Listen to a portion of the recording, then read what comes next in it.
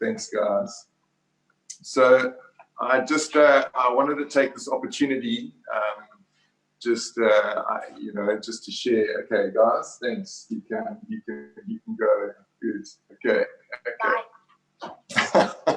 It's been a lot of fun doing a bit of prep around this with the guys. So we're gonna have a bit of fun in the background there. Cool. So just on a serious note, for all of us out there, I think I wanted to just make a couple of comments.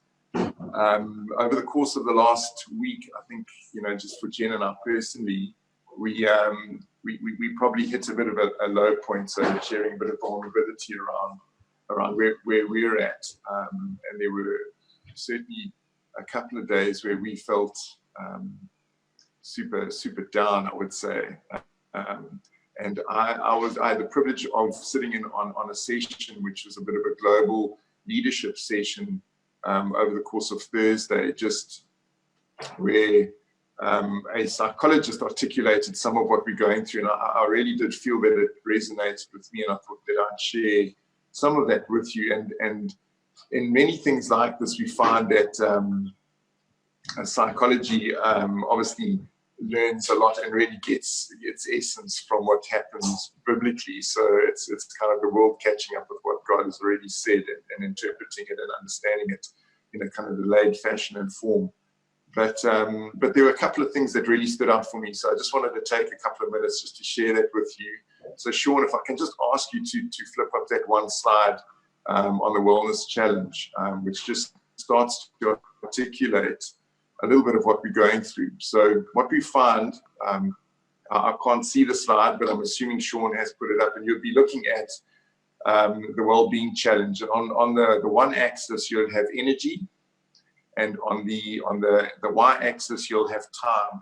And what you find in terms of just what you'd experience is that people, at the start of lockdown, people would have experienced sort of an acute sense of stress, but which would have galvanized them towards action. So compassion, empathy, really dealing with this from a positive perspective, a sense of heroism. I want to help, I want to grow, I want to know what's going on. But what happens over time is that that graph starts to plateau out, and what you find is that you start to adapt to the situation, you start to adapt to the circumstances in which you're facing. But you're trying to make it work and trying to remain optimistic. But then as time goes, what we find is that there is quite a steep decline and a sense of depletion, which really ends up being moving us to what is really what they refer to as a kind of a chronic phase.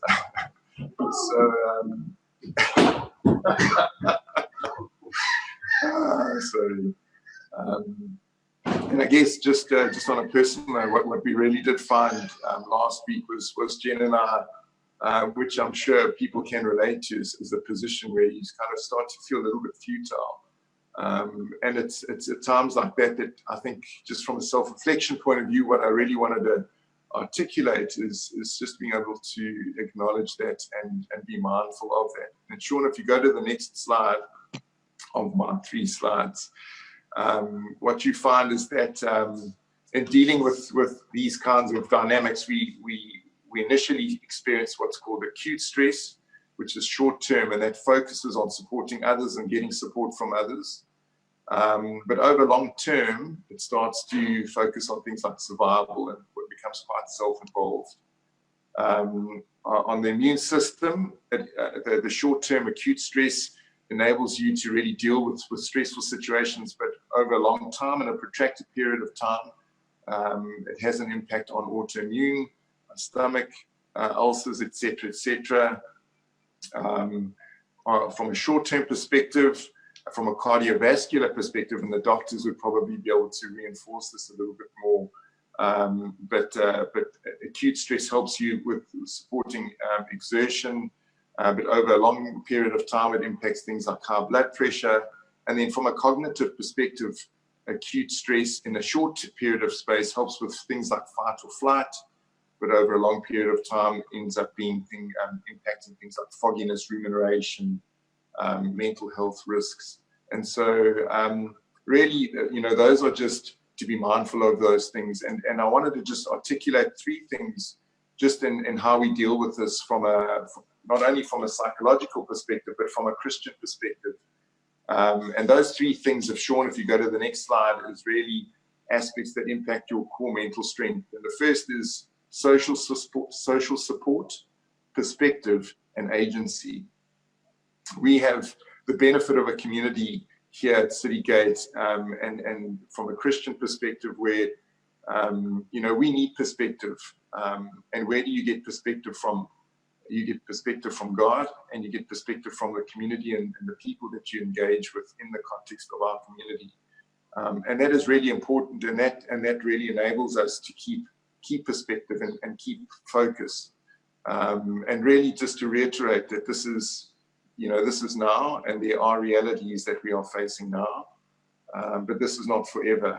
And it really is important that we understand that in God, our identity is in Christ, our perspective is we are sons and daughters of the Most High, that we can call on Him, that we can rely on Him, that He is still in control, He is sovereign. And so that really, just a reminder, that gives us perspective.